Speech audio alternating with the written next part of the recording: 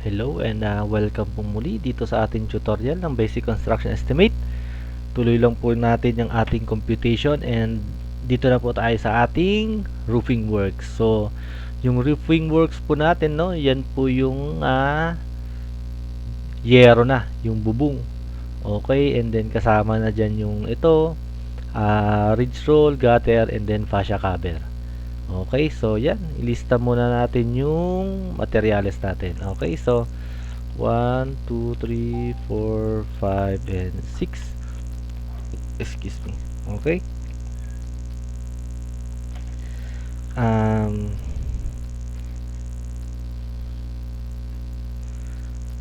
Lagay ko na po.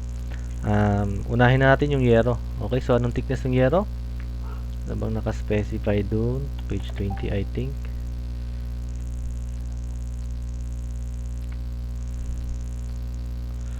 Ayun, nakalagay 0.5 mm pre-painted rib type long span. Okay, so kung tingnan po natin yan, ganito yung itsura niya, no?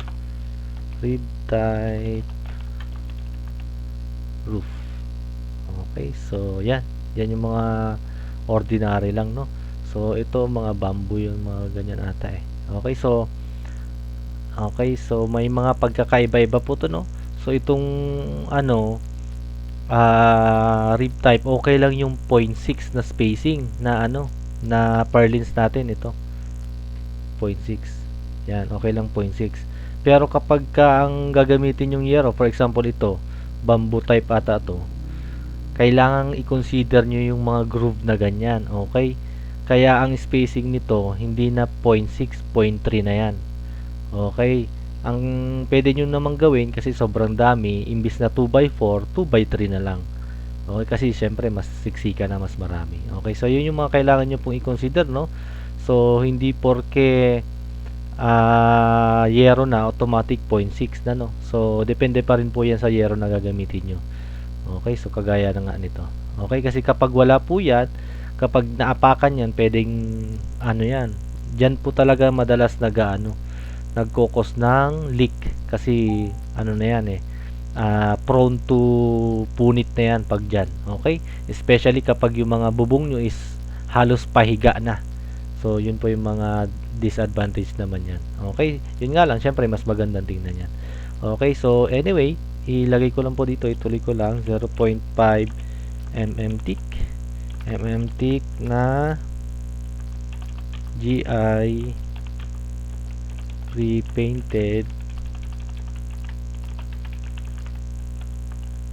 rib type. Medyo mahaba kasi, no, long span. Pag sinabi pong long span, actually kahit anong length na yan, no, wala po ditong walang specific na length, no. So ilagay ko lang din kulay natin, kulay red. So yun po yung sabihin ng long span, kahit anong length actually, basta kaya ng trailer. Yan, yun naman. And then kailangan natin yung text screw. Okay, so sa spelling ng text screw, iba-iba eh. Iba-iba yung nakikita kong spelling ng text screw. Okay, so yung iba text as in yung parang nagte-text ka sa cellphone, pero yan, malit na bagay lang naman. Okay, so next po natin thick na pre-painted din na ridge roll. Pre-painted na GI ridge roll.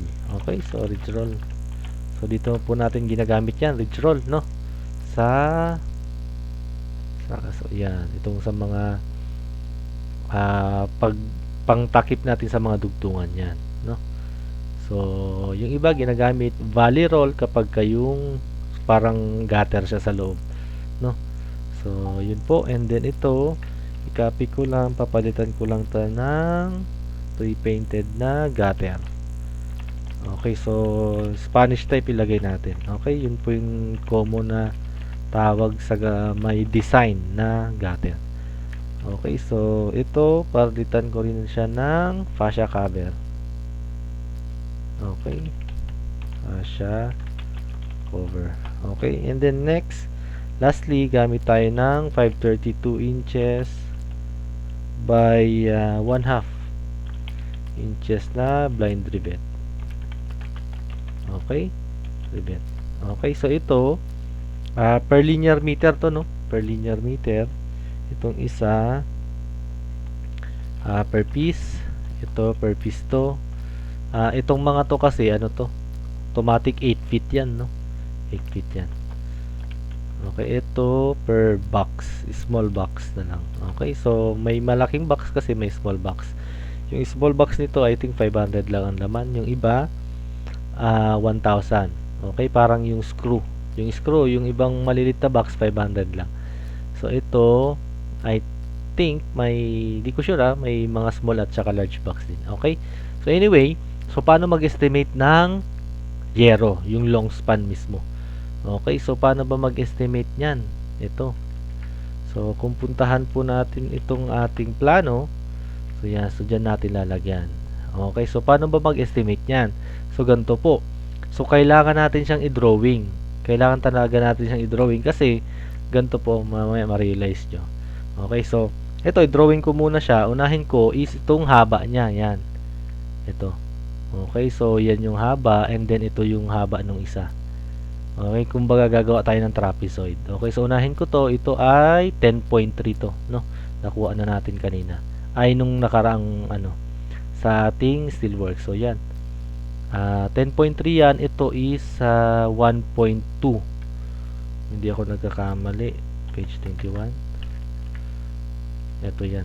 Ayan, 1.2 yan. Okay? So 1.2 yun.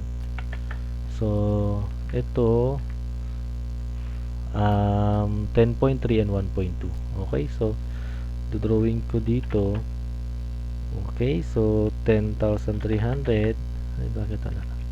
Sorry, hindi ako nang pindot. 10,300 and then yung isa 1,200. Okay, so ito ano naman yung height nya? O ito.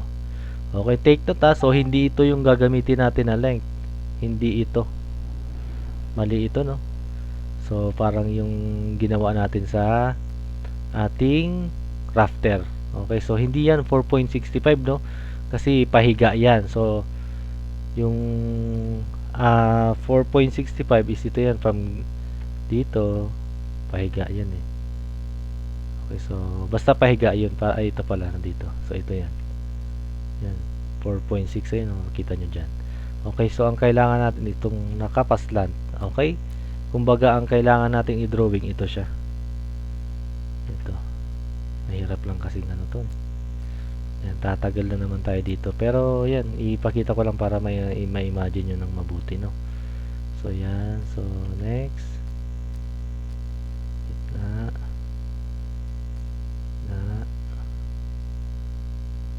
Yan. Last. Hopefully maka-drawing tayo. Okay, so yan. So yan po yung dino-drawing natin. Okay? So yan kasi nga yan, for example ito.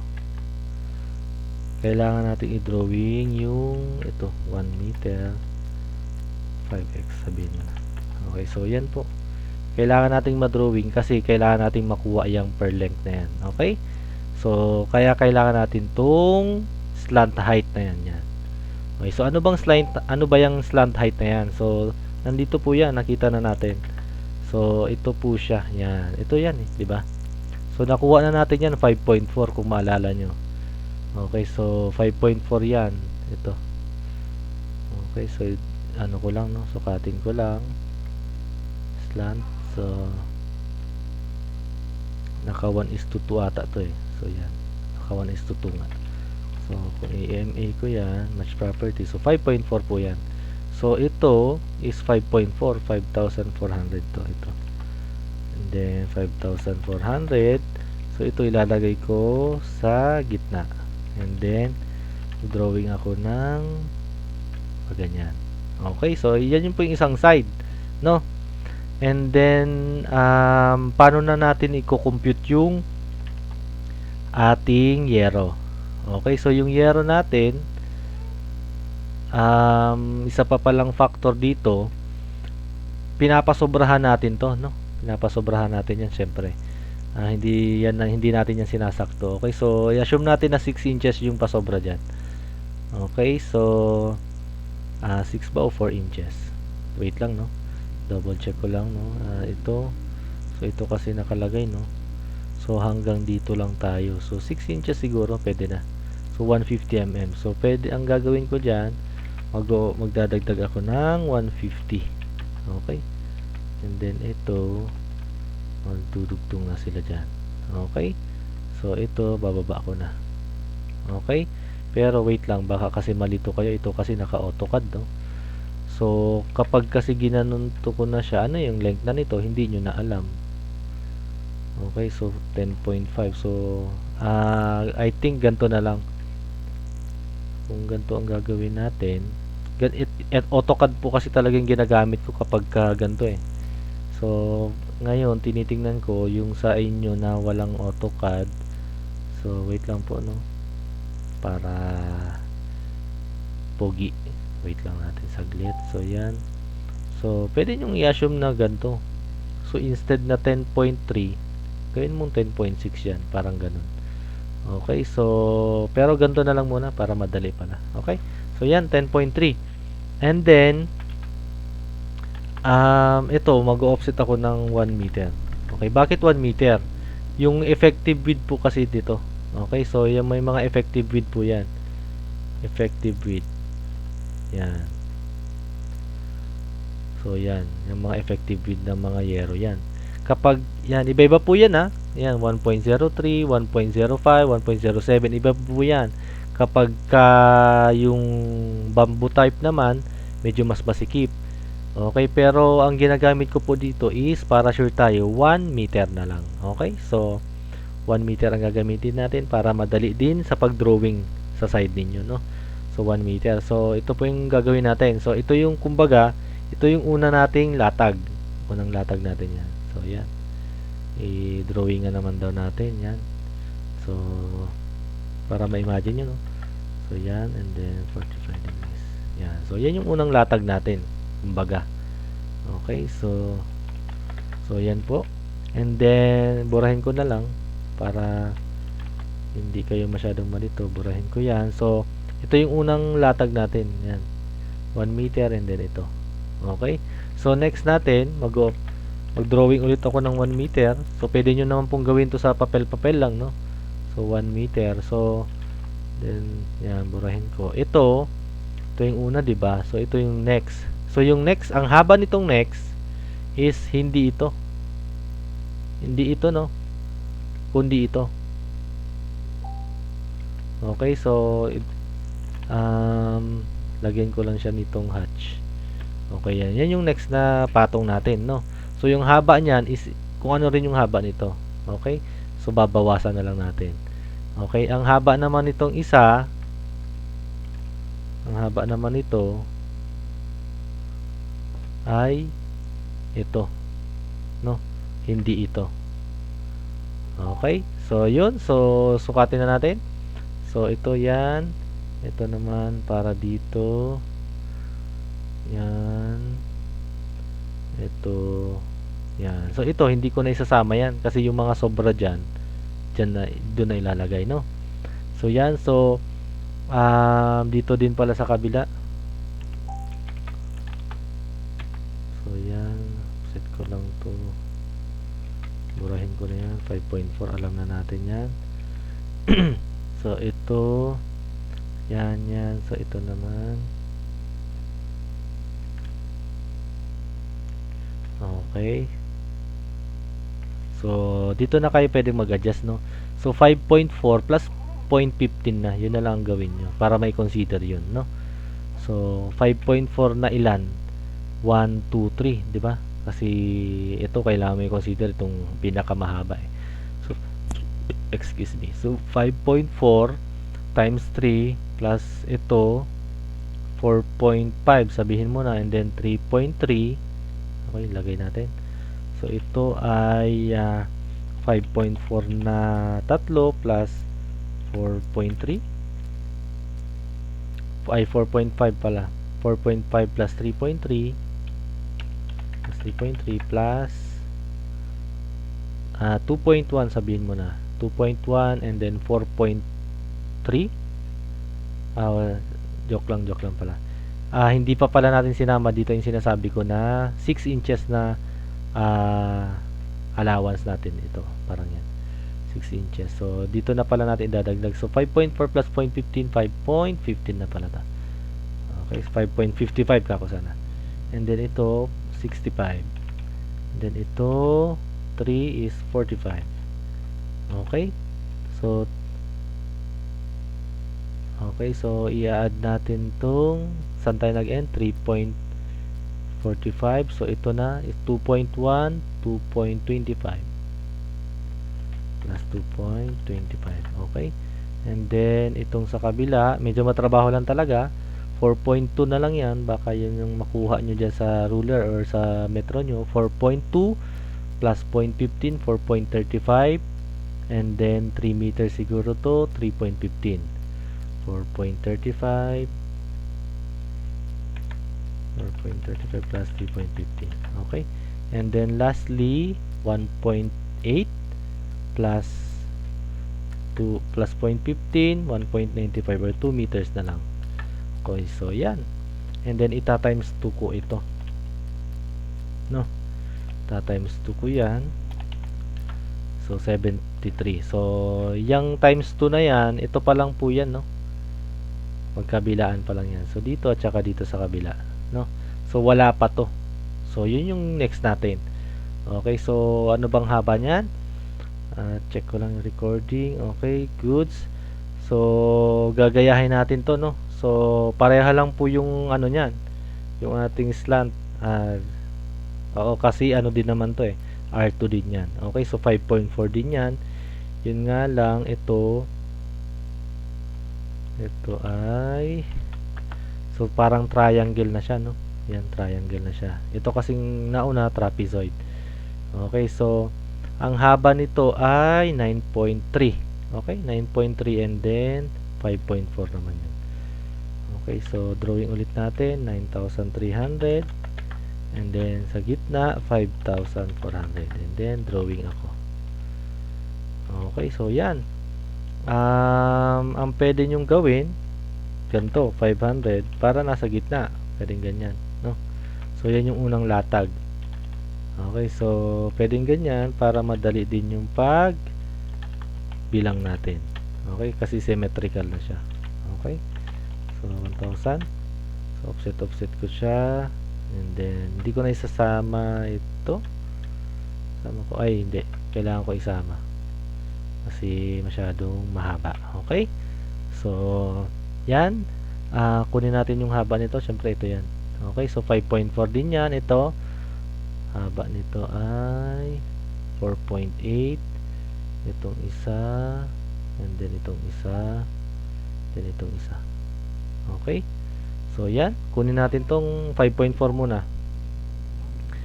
I-plus ko siya 5.4 plus ganito muna kasi ita-times 2 ko ito mamaya eh. Ito is 5.4, sorry, mag plus 0.15 pala tayo, 55. Okay, so next ay itong 4.8. 4.8, so 4.9. Sabihin mo ng 5 meters. So 5. Ito na lang pala. 5 times 2. 5 times 2, no? Kasi magkabilaan na yan. Parehas na po yan, no? Okay, so i-isolate ko para ma-imagine nyo ng mabuti.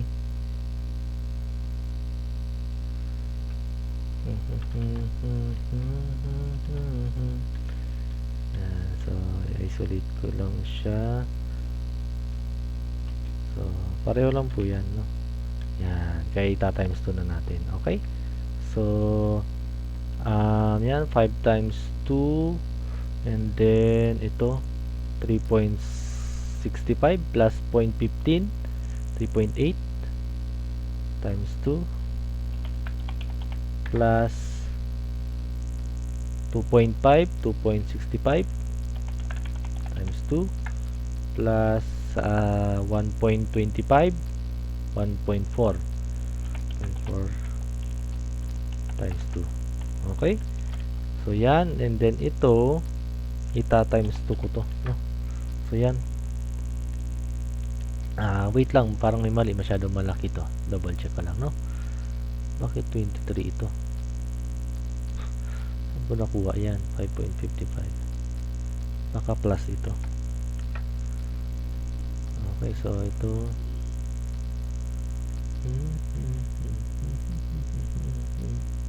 Double check ko lang po, no?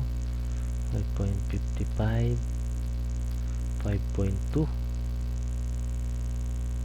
Bakit 5.2 yan?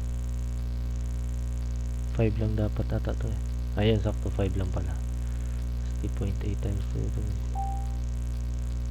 Okay, so times 2. Okay, I think goods tayo dito. 135 linear meters. Okay, so double check ko lang. Yan. Yan, so yan. Gusto na po tayo dyan. Dito naman sa text screw, may natin lagyan to ng unit cost, no? Sa text screw naman, di ba, ang ilalagay natin yung text screw dito sa ano? Dito sa purlins, di ba? So, ang computation ko po dyan, kunin ko yung total length ng purlins and then i-divide ko siya sa 0.2. Yun yung spacing ng text screw natin. Okay, so once again, no, depende po yan sa klase ng bubong yung text screw natin. So, yung iba, less than dyan, yung iba more than. Mga 0.225, 0.25, parang ganyan. Okay, pero ito actually to parang 0.225 bata yung sukat ko nito sa actual. Pero 0.2 na lang para may pasobra.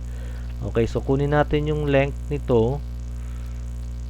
Itong purlins natin, pwedeng yan na yung gamitin mo, di ba? Nag-adjust tayo dito. Pero pwede na yung gamitin nyo, ita-times ko siya sa 6. After mo siyang may times at 6, i-divide ko siya sa 0.2. Okay, so yan yung quantity natin. Okay? Tama ba? Okay, so yan, tama yan. 1,300. Okay, still works for purlins. Okay, so goods. And then sa ridge roll naman, so ridge roll, once again, dito natin ilalagay, no, sa mga pantakip sa dulo-dulo. Okay, so yan. So alam natin yan, nakuha na natin yan. Yun yung haba ng R1. Okay, so yung R1 na yung gamitin natin, which is 7.2. Okay, so 7.2 na ano yan, na 4, no? 7.2.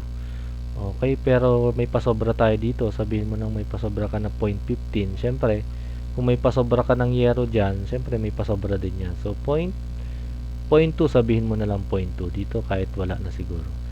So 7.2 plus 0.2, 7.4, no? So ito, lalagay ko dito 7.4 times 4, no? And then 1 points, teka lang, 1.3, 1.6 tama. 1.6 kasi ito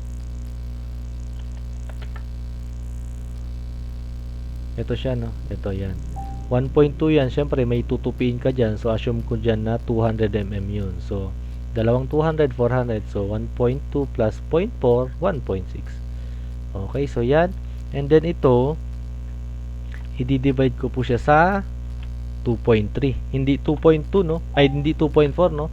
Kasi yung 2.4 natin, yun yung haba ng ating ridge roll. So, i-divide ko siya sa 2.3. Kasi may splice din po yan, no? May splice yan. Okay, so 13.5. So, i-round up ko na lang. Round up. Okay.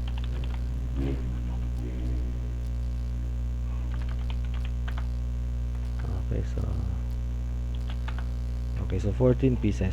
Okay, so next natin Spanish type na gutter. So yung gutter natin, ito yung palibot na yan. Okay, so parang yung ginawa natin dito sa ridge roll, kunin natin yung total length, divide mo siya sa 2.3. Okay, so hindi po 2.4, no? Kasi syempre may dugtungan tayo dyan. Okay, so ang haba niyan is 9.3, di ba? Tama? So dito yan sa palibot niyan, di ba? Yung perimeter, 9.3 and then 10.3. So ito 9.3 times 2 plus 10.3 times 2. And then ito is i-divide ko siya sa 2.3. Okay, so 17 point something. So, sa actual, tingnan nyo, napakaliit lang, no? 7.04. So, pwedeng 17. Pero ang gagawin ko dyan, 18 pa rin. May isa, kumbaga may pasobra na isa. Okay? Pero, depende pa rin sa inyo yun kung anong diskarte nyo. Pero ako, yan, magpasobra ka pa rin ng isa. Okay, yung fascia cover naman, ito po yan. Sa fascia cover, okay, so ito yung nilalagay dito. Okay, so may kulang pala tayong isa, fascia board.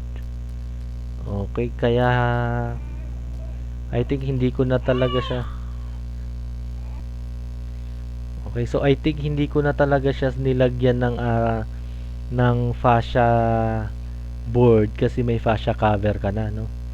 So yun yung reason ko. Pero pwede rin nating gawin, may fascia cover na siya, ay may fascia board na siya, may fascia cover pa rin. Okay? So better ata na isama ko pa rin yung fascia board.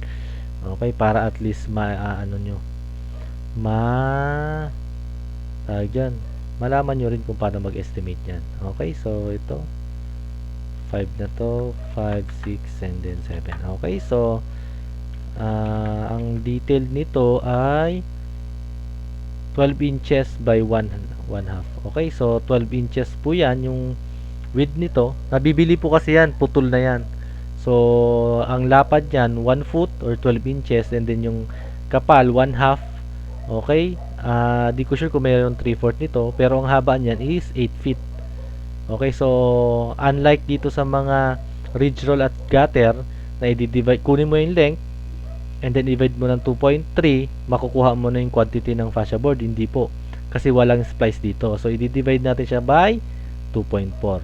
Okay, so ang gagawin natin, ito per piece din yan. So ito papalitan ko, no? So 12 inches by 1 half inches thick na ano po yan, ilagay na lang natin dito is parang yung sa drywall, ano yung property ng drywall, fiber cement board, sorry, fiber cement board. Okay, so yung iba ang ginagamit is kahoy, pero halos wala nang gumagamit ngayon ng kahoy, no? So fiber cement board na. Okay, matibay po kasi yan sa tubig, no? So ito, kagaya nito, papalitan ko lang siya ng 2.4. Okay, so 17 pieces, no? Dito naman siya fascia cover. Sa fascia cover, ang pag-estimate ko dyan, kung ano yung length nitong gutter, quantity ng gutter, siya na rin yun, no? Siya na rin po yun kasi may splicing din dyan. Okay, so pwede kasing ito ng fiber cement board, yun nga lang, may splicing kasi tayo dyan. So, kaya ito ang gagamitin ko. 18. Okay, sa blind rivet naman,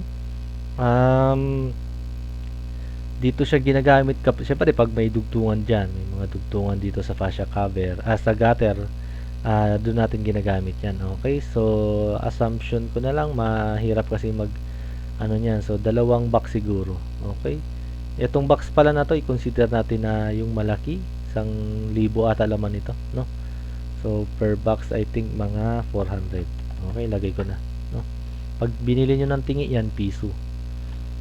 Okay, so kaya mas mahal kapag katingi-tingi. Okay, so ito ilagay natin presyo 400. Depende pa rin po yan, no, sa location, no. So mga pinakamura I think nito is 330 ang nakita kong pinakamura niyan. Di ko lang sure talaga. Okay, so ito 2.5. Kung ano yung length nito, parang yun na yung ina-assume ko na unit cost niya. Kung 2 inches yan, 2. Okay? 2 and a half, 2.5. Okay? And then sa ridge roll naman, ito 550. Okay? So para parehas na po yan. 550 na yan. Okay? Itong isa, wait lang, di ko maalala tong fiber cement board eh, pero assume na lang po natin 450. Masyado mahal. Okay, 450 na lang. Joke, 400. Okay, so yan. Meron na tayong unit cost, material cost ng roofing works. Okay, so ang next po natin, wait, check ko rin yung time. Kasya pa. Oy, 30 minutes pa lang kasya yan. Okay, ang next po natin, labor cost. 1, 2, 3. And then, labor, same na rin. Okay, so, i-assume natin na sila, sila rin yung mga yon. And then, sa daily rate, syempre, hindi yan magbabago. Para parehas yan. And then, okay, so number of person ang ilalagay ko na lang po dito ay isa, and then sa skilled isa na lang, and then dalawa yung helper niya, no? Kailangan dalawa yung helper niya, isa sa baba, isa taas. Okay, so yung foreman pwede lang tumulang yan, assist na yan, no? Assist na siya sa baba. Okay, so ito pwede nyong gawin tong tatlo kung tatamad-tamad si foreman. Okay, so yan. And then sa ano naman, ito per square meter siya, no? Per square meter. Okay, so ano ba yung square meter natin? So ito na siya, no? Siya na yan. Pero dadagdag natin yung ating eto. Yan, dadagdag natin yan. Yung fascia cover natin. Okay? So dagdag natin yung fascia cover natin na 0.25, di ba? 0.25 times ano yung length natin ulit? Ito, 10.3 times 2 plus 9.3 times 2. Okay, so yan po yun. And then, pwede kong i-times 2 siguro to dahil sa gutter. May fascia cover ka na, may gutter ka pa, no? So, ita-times 2 ko na lang yan. Okay? Times 2 ko na lang yan. Pwede nyo kasing gawin, imbis na, ito kasing 0.25 na yan hanggang dito is fascia cover. Pagdating sa gutter, pwedeng bawasan nyo yan, 0.2, ganyan. Okay, pero ganyan na lang kasi tamad ako. Okay, so yan. Dito, yung output natin dito, depende pa rin po yan, no? Pero ang ginagamit kong output is 15 square meter per Monday. Okay, and then sa ating total manpower yan, and then sa duration, ito, divide ko siya sa product nito times kung ilang piraso yung ating skilled. Okay, so palitan ko na lang pala to, no? Palitan ko na lang siya ng skilled na lang, wala na siyang, hindi na siya welder. Okay, so yan na lang. Okay, so number of days natin 10.34. Okay, so masyadong mahatagal. Tingnan natin kung pwede tayong mag-adjust. Okay, masyadong matagal yan. Okay, so tingnan natin 21. So assume natin divide natin yan. So 23%, masyado pong malaki yan. So 15. So try kong gawin tong dalawa. Okay, so alanganin naman dalawa. So 10 point, ay sa tingin ko okay lang din pala yan kasi tatagal yan dito. Okay, so matagal kasing gawin to, especially may fascia cover ka pa, no? So I think goods na tayo dito, 0.20 0.24, 25%. Okay, so next po natin equipment cost. So equipment cost natin, anong mga gagamitin natin dyan? So kailangan natin ng drill. Okay, so alam nyo naman po siguro yung drill. So at the same time, gagamitin natin yung drill pagdating natin sa drywall, di ba? Magdi-drill tayo niyan. Okay, dun sa mga member natin. Okay, so next po, bili na rin tayo ng gunting sa yero. Sabi natin metal sheet scissor. Okay, so tag-isa lang siguro. Isa-isa and then per piece. Okay, piece din yan. Okay, so yung unit cost nito 1.5 siguro sa Shopee, and then 250. Okay, and then kunin natin yung amount, and then total cost ng equipment cost, and then total cost ng ating roofing works 116k. Okay, so goods na tayo dyan. I hope wala akong nakalimutan. So ito lang, nai-add natin to, wala to sa original, no? So, inassume ko kasi na fascia cover natin diretso na, rekta na. Okay, so yan. And then, ito goods na tayo dyan, 10.34. Okay, so yan, I think justifiable to. Mahirap kasi talaga ilagay yan. Okay, so pero sa iba siguro masyadong mahal yan, pero depende pa rin po sa inyo yan. Pero I think goods na po yan, no? And then goods na, and then ilagay ko na siya dito. Okay, so 155, and then ito square meter, material cost, then labor, and then equipment total. Okay, 116. Okay, so and then copy. Alright, so goods na tayo. So okay na po tayo sa ating roofing works. So next po natin ay drywall. Okay, so see you po sa ating next video. Maraming salamat and God bless you everyone. Thank you.